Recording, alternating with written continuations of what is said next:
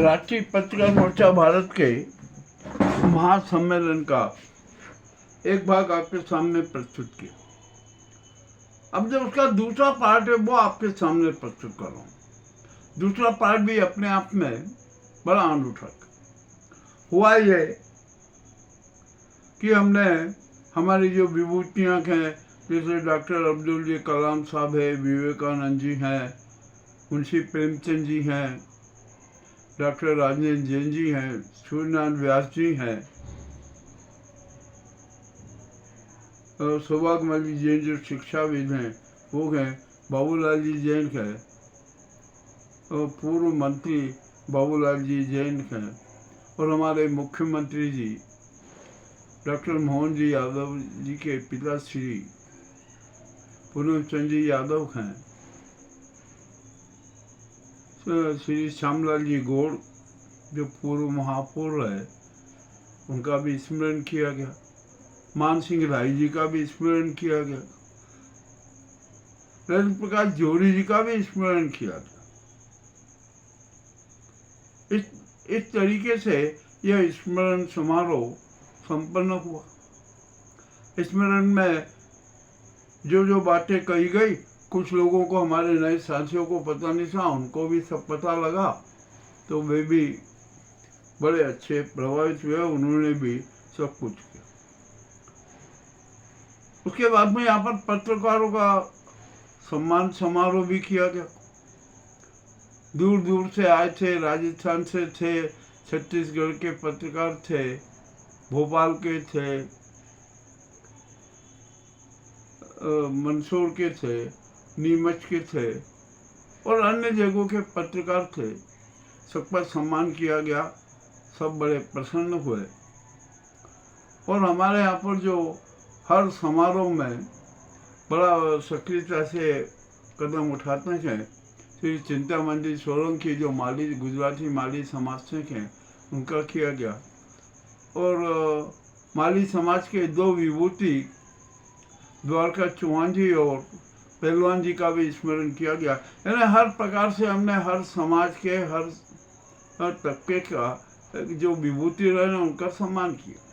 साधु संतों में भी हमने संध्यापुरी महाराज जी का स्मरण किया, उनका भी स्मरण करना जरूरी था, क्योंकि ऐसे संत महान विभूति तो शायद ही अभी उज्जैन में पैदा होगी। ये सारा सब कुछ हुआ। इसी के बीच में हमारे पत्रकार साथियों ने कुछ अपनी समस्याओं के बारे में भी कहा, तो हमने कहा भैया बिल्कुल आपके लिए हम पूरा संघर्षरत हैं। तो यहाँ पर एक हमारे पत्रकार साथियों ने कहा कि तो जो 60 वर्ष से ऊपर की आयु के पत्रकार हो गए हैं ना, और जो उनको सम्मान निधि श्रद्धा निधि जो भी मिलती है उसमें बड़ा पक्षपात होता है, और एक ऐसा नियम बना दिया गया कि नहीं, वो लाभ लेने के लिए अधिमान्य होना बहुत जरूरी है, जबकि पहले कोई अधिमान्यता का कोई इतना महत्व था भी नहीं। अब अफसरशाहों ने थोप दिया, नियम तो थोप दिया, और किसी पत्रकार संस्था ने विरोध भी नहीं किया। तो हमने कहा कि नहीं, ऐसा नहीं होगा। अब जो पत्रकार सम्मान निधि दी जाती है ना, श्रद्धा निधि दी जाती है, उसमें अधिमान्यता का नियम नहीं लागू होगा, वो बाध्यकारी नहीं होगा। और यदि सरकार चाहती है कि वो नियम बाध्यकारी रहे, तो जो 60 वर्ष के ऊपर के जितने पत्रकार हैं, हम जो पूरे जो 52-54 जिले हैं ना, वहाँ से खोज कर सारे पत्रकार साथियों के नाम प्रस्तुत करेंगे, तो आप उनको सबको अधिमान्यता का कार्ड बना दीजिए, लाइफ टाइम अधिमान्यता दे दीजिए, ताकि ये झंझट ही खत्म हो जाए। और हमारे जो वरिष्ठ पत्रकार साथी हैं, जो 60 से ऊपर की स्थिति पार हो चुके हैं और वे जनमान्य पत्रकार रहे हैं, वो अधिमान्यता की बात नहीं है, वो तो जनमान्य, जनता उन्हें पत्रकार मानती है, सच्चा पत्रकार मानती है। सच्ची अधिमान्यता तो वो है। तो सरकार उनको लाइफ टाइम अधिमान्यता का कार्ड दे दी। ये भी हमने प्रपोजल किया। तो अब सब आए, भैया अरे ये तो हो गया, आपने दिया तो इसके लिए संघर्ष करना पड़ेगा। भैया एक बात फिर स्पष्ट कह दूं कि यदि जिंदगी जीना है तो उससे संघर्ष तो करना ही पड़ेगा, और करेंगे, आप चिंता मत कीजिए। हम पीछे नहीं हटने वाले। हमने एक 11 पत्रकार साथियों की सूची मोहन जी को प्रेषित कर दी है कि ये 11 जो पत्रकार हैं, सबसे पहले इनको सम्मान निधि दी जाना चाहिए। उसके बाद में हम समस्त जिलों से ऐसे खोज करके पत्रकार साथियों की सूची प्रेषित करेंगे। अब है संघर्ष तो करना है, करेंगे भैया, चाहे जैसा। अब यहाँ पर आया कि आखिरकार संघर्ष का माध्यम क्या होगा। अब पत्रकार साथियों का सवाल करना भी जरूरी था। उन्होंने सवाल किया, हमने कहा आपके सवाल का एक जवाब है। हमने पहले मध्य प्रदेश मीडिया आयोग का भी गठन करवाया था, उसके बाद में आज तक गठन नहीं हुआ। और जो मीडिया आयोग था ना, उसने भी कोई अच्छे काम नहीं किए, तो पत्रकार को हित में काम नहीं किए। तो हमने कहा ठीक है, अब हमने यहाँ पर राष्ट्रीय एवं प्रादेशिक मीडिया आयोग संस्थागत का गठन कर दिया। क्या हमने उसका, अब पूरे राष्ट्रीय बॉडी होगी, स्टेट बॉडी होगी, संभागीय बॉडी होगी, डिस्ट्रिक्ट बॉडी होगी, सब वो पूरा होगा। और इसका जो मीडिया आयोग संस्थागत का है ना, गठन भी अपने आप में बड़ा अच्छे ढंग से हुआ। राष्ट्रीय पत्रकार मोर्चा भारत की ये पहल हुआ। अब ये सारा सब हो गया, तो उसके बाद में हमारे पत्रकार साथियों ने सवाल किया कि साहब ये आखिरकार इतना आप संघर्ष करोगे, पैसे आएगा कहाँ से। मैंने कहा आप ये चिंता छोड़ दीजिए। हमारे पूर्व राष्ट्रीय अध्यक्ष स्वर्गीय श्री ललित प्रकाश जी चोपड़ा जी ने न्यास बना दिया था NMWTI, जिसका पंजीयन नंबर AU 265 है। तो उसके माध्यम से सबकी समस्याएं हल हो जाएगी, आप चिंता मत कीजिए। उसी ट्रस्ट के मार्फत हम यहाँ पर पत्रकारों की अपने ढंग से, अपनी औकात के हिसाब से हम उनकी सेवा प्रदान करते रहते हैं। और यदि कोई पत्रकार संकट में फंसता है ना, तो हमारे NJFI MP के सह नियंत्रक श्री बैजूजी शर्मा अपनी ओर से भी सेवा प्रदान कर देते। ये अच्छी बात है, अब कर देते हैं तो इससे कोई बड़ी बात, अच्छी दूसरी बात हो नहीं सकती, और वो करते रहते हैं।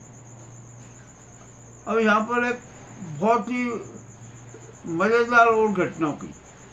जब मीडिया आयोग का ये हुआ, तो जो भोपाल से श्री शास्त्री जी आए थे, उन्होंने कहा अब क्रांतिकारी पत्रकार संघ और राष्ट्रीय पत्रकार मोर्चा भारत संयुक्त रूप से मिलकर पत्रकारों की समस्याओं के समाधान के लिए, उनके लिए संघर्ष करने के लिए संयुक्त प्रयास करेंगे। बहुत अच्छी बात हुई, सब हुआ, ये भी एक बड़ी उपलब्धि है। और यहाँ पर एक उपलब्धि और की शास्त्री जी ने, हमारे बैजू शर्मा जी के पिताजी कमल दत्त शर्मा, वे संस्कृत के विद्वान थे, टेक्निकल माइंड भी थे, और अनुष्ठान करने में मध्य प्रदेश में उनके जैसा आदमी नहीं था जो अनुष्ठान करते और उसका कुछ ही समय बाद परिणाम सामने आ जाता। और दूसरी उसकी मजेदार बात ये थी कि जब कमल जी शर्मा अनुष्ठान कर रहे थे, तो उन जो भक्त थे वो अनुष्ठान करते थे, वो उनके सामने बहुत बड़ी दक्षिणा रख देते। किंतु कमल जी दक्षिणा नहीं लेते, बस सबका सम्मान करना होता था ना, तो वे 1 रुपया ले लेते थे कि मैंने आपका सम्मान कर ले लिया और हमारा अनुष्ठान सफल हो। इसका सारा विवरण हमें शास्त्री जी ने दिया। हम भी बोलने लगे कि भैया शास्त्री जी की इतनी अच्छी बात हो। अब वहां पर एक बात और चली। पूर्व सेशन जज इकबाल गोरी साहब आए, उन्होंने भी बहुत अच्छा उद्बोधन दिया। अब्दुल कलाम के बारे में बोला, मुंशी प्रेमचंद जी के बारे में बोला, स्वामी विवेकानंद जी के बारे में बोला, और भी जितनी विभूतियां हैं उनके बारे में वो दिया। उनका उद्बोधन भी अपने आप में बड़ा आकर्षक रहा। और जब उनका उद्बोधन के बाद में वो जब समापन हुआ उसके बाद में हमने पूछा, सर ये सेक्शन 500 का कोई सॉलिड तोड़ क्या है?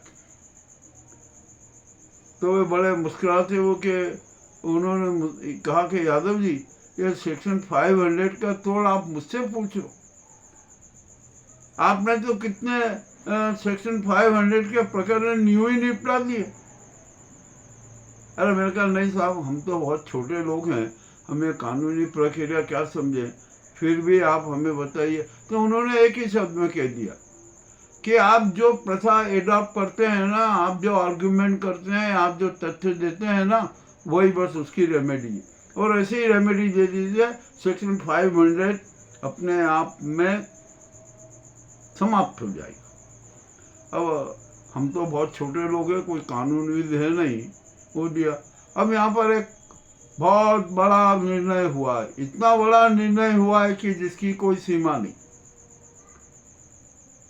दशहरे के बाद शरद पूर्णिमा आती, तो शास्त्री जी के मतलब क्रांतिकारी पत्रकार संगठन और राष्ट्रीय पत्रकार मोर्चा भारत संगठन और मीडिया आयोग संस्था की तरफ से एक ये निर्णय लिया गया कि 25 अक्टूबर शरद पूर्णिमा को हमारे उज्जैन में ही नेशनल मीडिया कॉन्फ्रेंस का आयोजन किया जाए, उसमें 1000 पत्रकार साथियों को बुलाया जाए।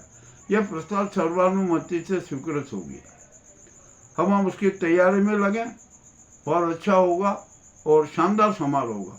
अब शरद पूर्णिमा के दिन में मीडिया कॉन्फ्रेंस हो जाएगी, तो हमें रात को भी एक ऐसा सांस्कृतिक कार्यक्रम देने की हमारी योजना है कि गंगो जमन हिंदी कवि और शायर का एक बहुत शानदार समारोह आयोजित किया जाए। अब उसके लिए मैं खुद प्रयासरत हूँ, चर्चा कर रहा हूँ, और उसमें ज़्यादा को नहीं, हम कुल 5 या 7 कवि और शायर आमंत्रित करेंगे।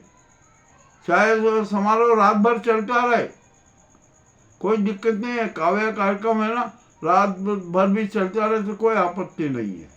तो ये राष्ट्रीय पत्रकार मोर्चा भारत के महासम्मेलन में जो अनेक रोचक बातें हुई हैं, जो रोचक प्रस्ताव आए हैं, मैंने आपके सामने प्रस्तुत किए।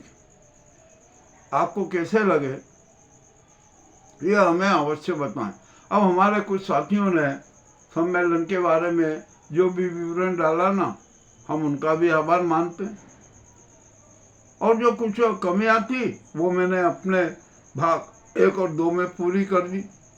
और हमारे जितने भी जो 130-135 पत्रकार साथी आए थे ना, उन्होंने जो आकर सम्मेलन को सफल बनाया, हम उनका भी आभार मानते।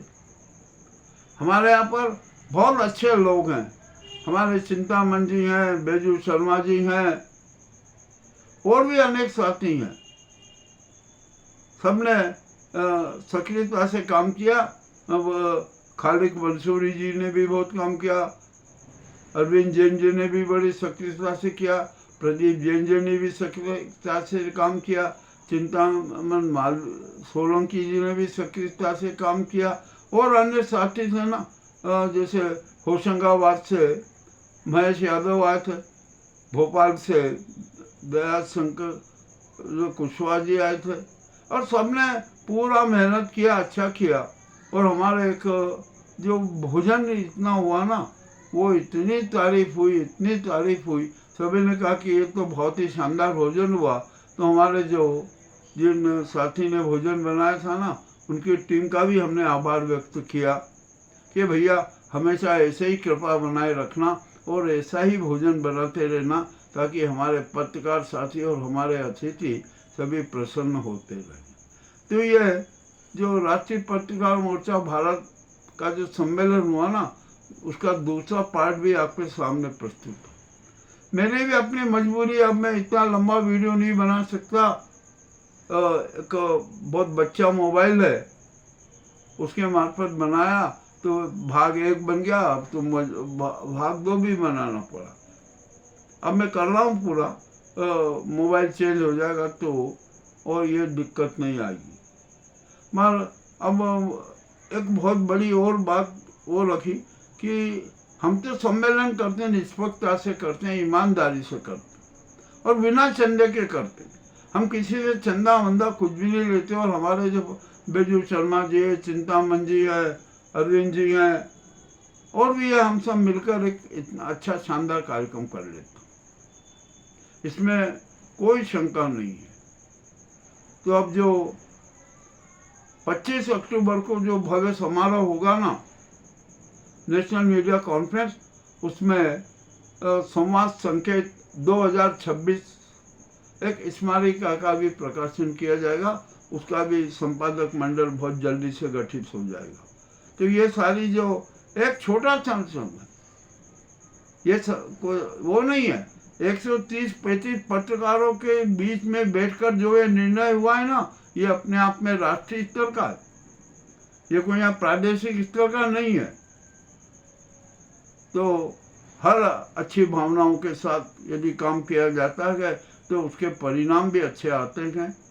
ये राष्ट्रीय पत्रकार मोर्चा भारत के सम्मेलन का दूसरा भाग भी आपके सामने प्रस्तुत है। आपको कैसा लगा हमें बताएं। बहुत बहुत धन्यवाद।